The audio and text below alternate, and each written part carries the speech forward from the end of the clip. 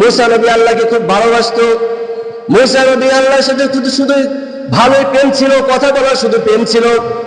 মুসা নবী বলে যে আল্লাহ, আমাকে এমন একটা বাক্য শিখাইয়া দেন না যে বাক্যটা শুধু আমি আপনাকে বলবো আর মজা নেব, আর কেউ বলবে না। আল্লাহ রাব্বুল আলামিন বলে লা ইলাহা ইল্লাল্লাহ, তুমি বলো লা ইলাহা ইল্লাল্লাহ মুহাম্মাদুর রাসূলুল্লাহ। যখন এই কথা বলছে মুসা নবীর তেমনি রাগ, বলে যে আপনি এই কালিমা তো সবাই পড়ে, আপনি এই কালিমা তো পুরা জাতি ধরে পড়ে, এই কালিমা তো জাতীয় কালিমা, এইটা বাদ দিয়ে অন্য কিছু আমাকে দেন।